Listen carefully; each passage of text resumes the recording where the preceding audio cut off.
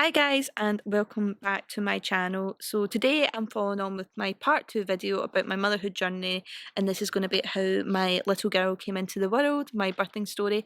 So if you would like to hear some more, then please keep watching. Following on from where I left off in my last video, I got a date to be induced to go into labour with Avery, following some kind of fluctuations in heartbeats and movements and stuff.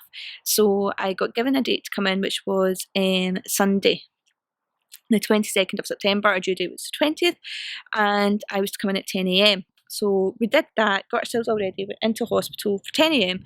and got things going. So they started off giving me another sweep. I had sweep at maternity assessment on my due date, and they gave me a sweep and then gave me a pessary. Now, if I remember correctly, pessary basically is a wee tablet they insert into your cervix to try and bring your cervix forward and encourage your membranes, your waters to break and stuff. And if I remember correctly, you can get 4.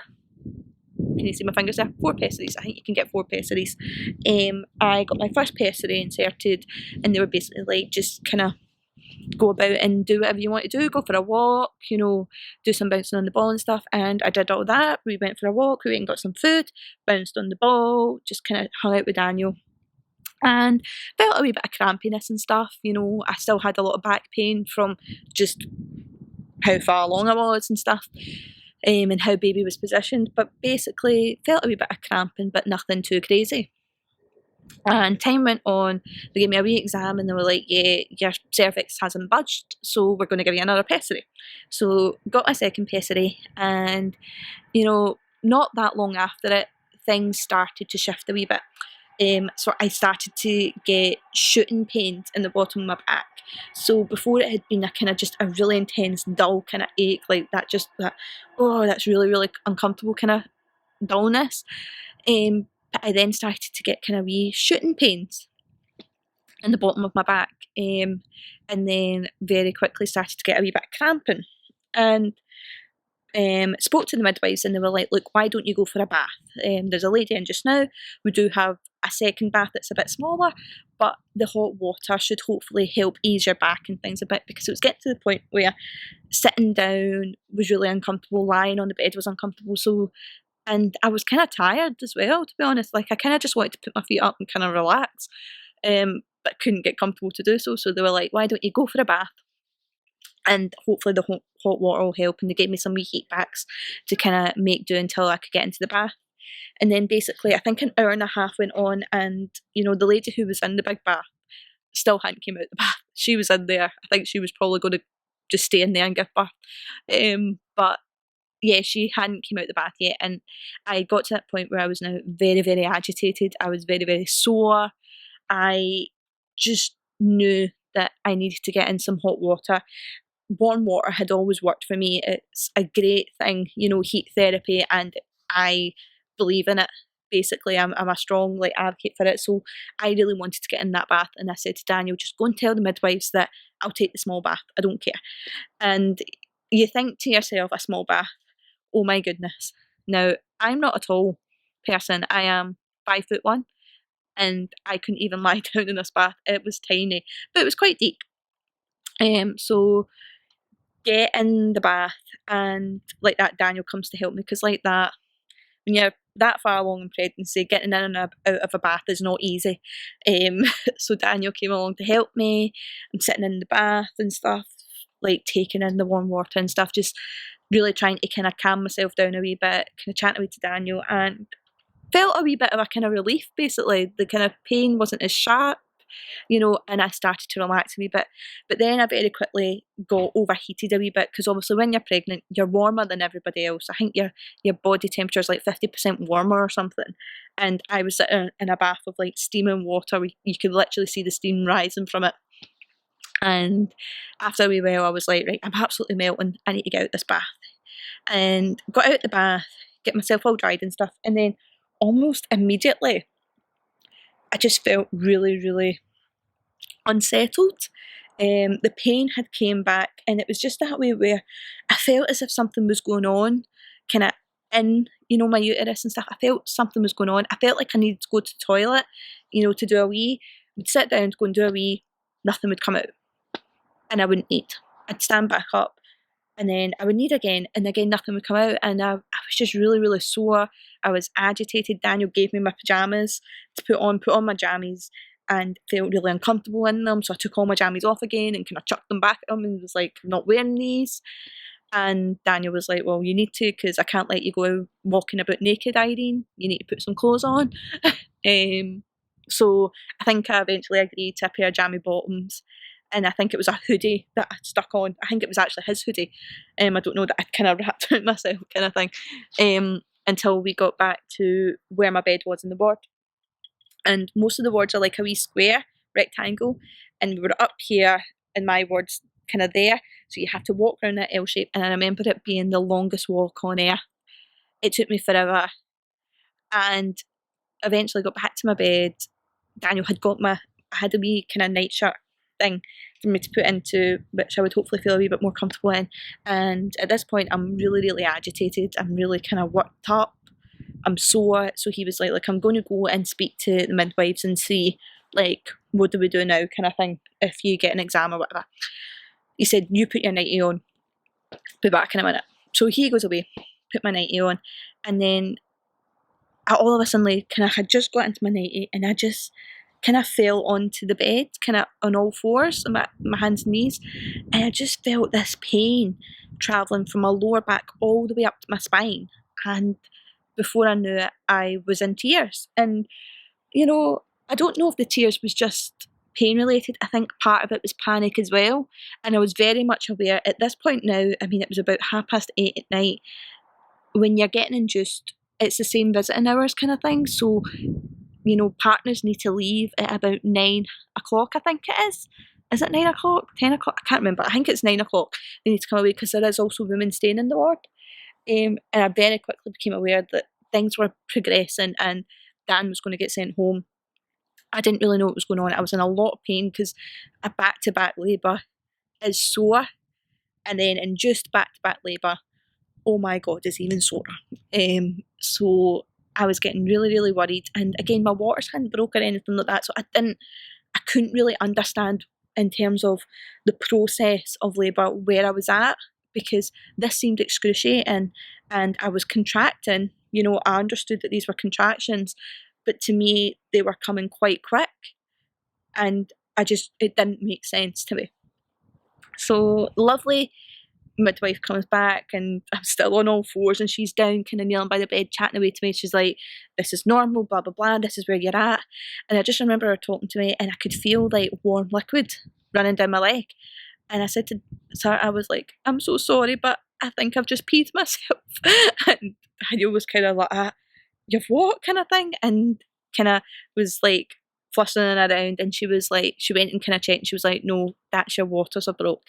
And again, you see in the films and things like that, and even though they tell you at your antenatal classes that it doesn't come as a big kind of gush puddle on the floor, sometimes it can, a lot of the time it doesn't. And she was like, no, your waters are broke. She's like, so we're going to give you a wee exam and kind of see where you're at. And at this stage, I had been recording my contractions on a wee app on my phone, and I was contracting for about 45 seconds and my contractions were coming every 4 minutes.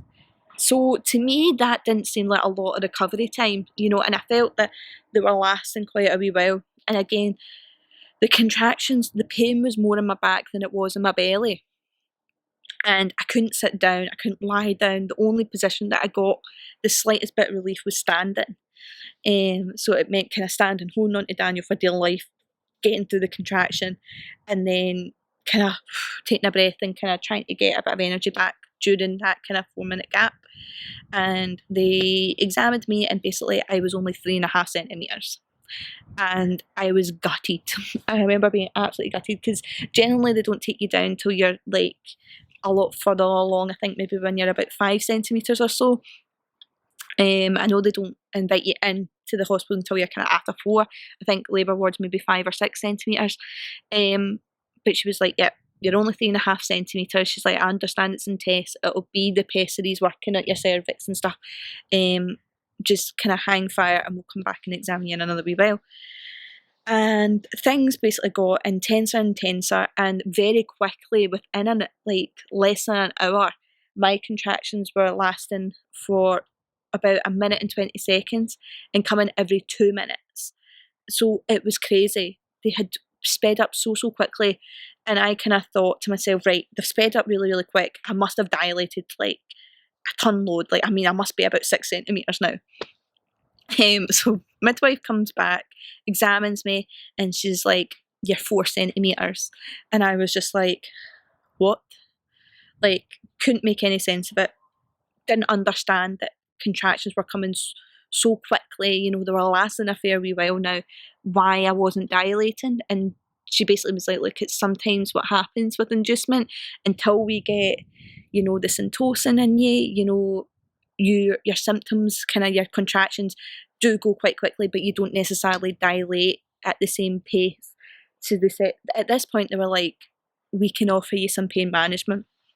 So of course I'm like, epidural, and they were like, "No, you can't get that until you get in your labour ward." So they basically were like, "We can give you paracetamol," which, let's face it, paracetamol's not going to do anything. Paracetamol basically barely touches a headache, let alone kind of labour pain. Or they offered, I can't remember what else they offered, but they offered me diamorphine. And at this point I said, "Is the diamorphine going to help?" And they were like, "It's going to take the edge off." You know, and because mine were really quite quick, and my contractions pretty much stayed like that, you know, until I got my epidural, and then obviously I could feel them, really. But they pretty much stayed like that, and obviously I'm on my feet. I can't sit down, I can't lie down. I was exhausted. So I was like, yeah, I'll take some diamorphine. Downside of that is diamorphine can make you quite sick. So I then went through the rest of my labour vomiting into a sick bowl. And they then had to get me some anti-sickness meds, but all the ones that kind of nurses can prescribe you didn't work. They then had to get me something stronger, which had to be prescribed by a doctor, and it's now at the middle of the night, and doctors are, even though you're in a hospital, doctors are not just wandering around able to sign you a prescription to kind of get an anti-sickness injection. So I go through, kind of a period of time goes by with me kind of pacing up and down. I've got a drip of diamorphine. I'm going through my contractions and stuff. God love Daniel. He's about ready to fall asleep on the spot because he's exhausted, but he's kind of trying to hold me up and stuff. And then eventually, the midwife was passing by, could see that I was still in a lot of pain, and she was like, "Look, I'm going to contact labour ward and see if they'll take you now because, you know, things are pretty intense for you. I think, you know, it'd be best to try and get you to dilate a bit quicker, considering how rapid things are moving." So she came back with a wheelchair, which was obviously a sign that they had said, "Yeah, bring her down." And I remember saying, "I can't sit in that. Can I please walk down?" And God love this midwife. She took her time with me. It took me ages to get down because I was walking, waddling along, and then stopping, dealing with a contraction, and waddling again. But she allowed me to walk down, which was great. And again, guys, like, if you don't feel comfortable doing something, just say to them. Like, if you're not comfortable sitting down and you want to walk, do say to them. They will allow you to walk and stuff. Like, it's your decision. Got to my wee room where another midwife was waiting for me, and basically said, "Look, there's a bit of a queue for the epidurals. There's one in anaesthetist. You know what I'm talking about. Lovely person that brings you the epidural. Anaesthetist. I can't say that word. Anyway, there's only one on call. So there's a bit of a queue. You're going to need to wait, but here's some gas and air." So I'm puffing away in the gas and air, and again I can't sit down. The midwife's like, "Look, why don't you try sitting lying down?" And I was like, "Look, I can't, really, really sore. Baby's back to back." And she felt, and she was like, "Oh, yep, baby certainly is. Blah blah blah. Right, okay." So at this point, I mean, this is like 4 o'clock in the morning. I had been induced at 10. You know, this stuff, kind of the rapid contractions had been going on, I mean, since about 8 o'clock. So I'd been on my feet for about 8 hours, standing, dealing with these contractions because I just couldn't sit or lie down. And poor Daniel was exhausted because he was holding me up. I mean, he's sitting holding this pregnant lady up literally by like my shoulder, trying to keep me going. And then not long after, my mother-in-law turned up and she held me up by the other side, basically. And eventually, the anaesthetist came and gave me an epidural, and I think at that point I was about 5 centimetres dilated. And I remember them saying, right, you're going to need to sit down for about 20 minutes. And I remember thinking, nope, not happening, can't do it. And my midwife was basically, God love her, she was strict with me, but it's probably what I needed, because she was like, if you don't sit down, they'll get your epidural. And at this point, I think I would have murdered somebody to get this epidural. I was absolutely adamant that I was having it, that I needed it, because they hadn't even gave me the Syntocin yet, and it was already like so incredibly hard and painful. But basically, got my epidural. They get the Syntocin drip in, and I'm left to kind of carry on with my rest of my journey, with Daniel, my mother-in-law, and then my midwife comes back, change of shift, get my midwife in who's kind of going to oversee the rest of my birth, hopefully. And she was absolutely lovely. I remember her name was Anne. She was absolutely great. And basically was lying in my bed and she was like, right, we're going to turn you. So turned me over, and then all of a sudden my contraction pain came back, and I was like, oh my God, what is this? And she explained, right, sometimes when an epidural goes in, it can kind of get shifted a wee bit, and it can get knocked out of place, and the pain can come back. So basically that was happening. As long as I was lying on my back and the epidural was in its right position, I couldn't feel a thing. But if you shifted me side to side, the pain came back. So I, throughout the rest of my labour, had to get topped up twice with that by anaesthetist coming and topping up my epidural to allow me to be pain-free lying on my side. And this went on for ages. I mean, I remember getting another exam and I'd only went to 6 centimetres. I remember getting another one at about, I think it was maybe 8 or so. And I remember just thinking, oh my God, why is this not progressing? Like, I have Syntocin, I've had pessaries, my contractions. I mean, and you could see my contractions on the monitor, like they were rapid, they were coming constantly. And I just couldn't understand why I wasn't dilating. Until eventually, I remember I fell asleep for a wee while, and I remember waking up, and my midwife was like, right, we're going to give you an exam. Got my exam, and she was like, right, you're 10 centimetres, it's time to push. So you get all ready and everything, and you start pushing, and for a while nothing was happening, and then things started to shift a wee bit, but then all of a sudden you can see the atmosphere in the room kind of changed a wee bit, and they were concerned for Avery's heart rate, because when I was pushing, her heart rate was dipping, and she'd basically got herself stuck in my pelvis and she wasn't budging. So the emergency team came in and said, right, we're going to try pushing a wee bit longer, but you need to be prepared that we might need to take you for an emergency section, or depending on how things go, we might just need to put you under to get baby out. So we tried another couple of pushes and she wasn't budging, heart rate was dropping. At this point, I kind of knew that her heart rate was fluctuating, but I didn't know how much, because midwife, Daniel, and my mother-in-law, who's also a nurse, they kind of kept it hush-hush from me, I think, to keep me calm.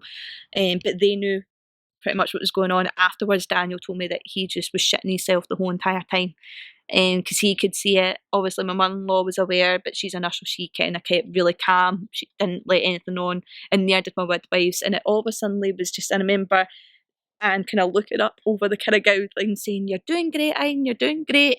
And she had a student midwife in, and I think, was her name Suzanne? I can't remember, and I just remember her saying, Suzanne, push the buzzer, kind of thing. And then all of a sudden, this swarm of people came in. And I remember them saying to Daniel, right, get her stuff. And Daniel was like, what is it she's going to need? And they were like, no, pack everything, because we're moving. And Daniel picked up everything. My mother-in-law grabbed stuff, and basically they covered me all up, whisked me out into the hall. Mother-in-law was asked to leave. Sorry, my neighbour's light out the window. Mother-in-law was asked to leave, and then I was taken down one way, Daniel was taken down another way. And that was basically like kind of, at that point, the last time I'd seen Daniel. I was then whisked into theatre, and basically they thought they were going to need to section me, so they were getting me ready. They had got me ready with a spinal block, so they gave me that because, you know, they knew that chances are I was going to need to get they were going to need to get it out quick. But during that time where they kind of took me around into theatre and was getting things organised, the baby had turned, so she had turned into a bit of a better position. She was still a wee bit kind of stuck, but she was more easily accessible. And I remember the kind of doctor, kind of surgeon lady said, right, she's actually in a bit of a better position. Why don't we try forceps? Try and get her out that way, and then if not, we can go straight in and try and get her out. But we need to move kind of quickly. And just at that point, Daniel kind of came in all dressed in the scrubs and everything, and they did the theatre forceps. And luckily enough, in the third pull, she did come out and she came into the world, and she was perfect. She was absolutely great. She had a tiny wee mark in her head, but considering how forceps go, not bad at all. Daniel was a forceps delivery, and he has a wee bit of like damage to his eye, which they think was due to forceps. So I was really worried, but she came out perfect. A bit jaundice. She did have jaundice when she was born, but you know, other than that, she was great. They put her on my chest, had a wee cry. You know, she kind of just, she didn't even really give out too much of a cry. She kind of gave out a wee kind of, and then kind of, that was her. And then she just sat and looked at us, and then Daniel got a hold, and they kind of sorted me out and took me along to recovery. And they were really, really nice. They let my mother-in-law in because she had went through like a big portion of the kind of labour with me, and they allowed her to come in to see her and things like that. So it was really, really nice. And yeah, that's how she was brought into the world. And you know, it's crazy to think that that was just 6 months ago. So much time has passed by. You know, she's 6 months old. I'm 6 months postpartum, and it just makes you think about, you know, how quickly time flies by. It really, really does. And in terms of like how she is now, she's 6 months, she's great, she's thriving. She's just a wee independent lady. She's a right mix of the two of us as well, which I think is great. But yeah, that's how she came into the world. And she was great. Because she was jaundiced, she did have trouble latching to feed. She was very, very, very tired, and it took her a good wee while to get over her jaundice. But other than that, she was fine and fit and healthy, and yeah, just the most amazing thing. And you know, I'm so grateful. I'm so, so grateful. You feel all this emotion, like even sitting here talking about it, I feel all this emotion, and it's so hard to put it into words. It's so, so hard. But yeah, that's how Avery came into the world. And I just want to say to all you pregnant ladies out there who are away to give birth, I know it's a really unsettling time, but just stay strong. The staff are great. They really, really, really are. They're so comforting. They really know their stuff, and just try and keep positive, guys. It definitely helps. At times through my labour, when I was really, really flustered, that was when I was in the most pain. And then when I was able to kind of calm myself down, it did go easier. It did go easier. So just think of it that way. When your body's stressed, everything will tighten up, but you'll be a bit stressed. And so just try and keep calm. I know it's easier said than done. Believe me. People say it to me, and I was like, you try and be calm when you're pregnant and you're feeling X, Y, and Z, blah, blah, blah, blah, and you're just a big bundle of emotion. But do just try your best. I know it's hard. And if anybody needs, like I said in my previous video, if anybody just needs somebody to talk to about it, please get in touch. DM, message me, Instagram, whatever. I'll be happy to chat away to you. And sometimes it's just easier speaking to someone who you maybe necessarily don't know, and you just want to vent. You just want to vent. So yeah, if anybody needs that, please feel free to give me a wee message. But on that note, I am going to leave it there. I'm going to go and see my wee lady, see what she's up to. She's in the house with her daddy. God knows what mischief the two of them are up to. And yeah, I hope you guys enjoyed this video. Please give it a big thumbs up and subscribe to my channel if you did. And I hope to see you all very, very, very soon. And hope you all stay safe, guys, okay?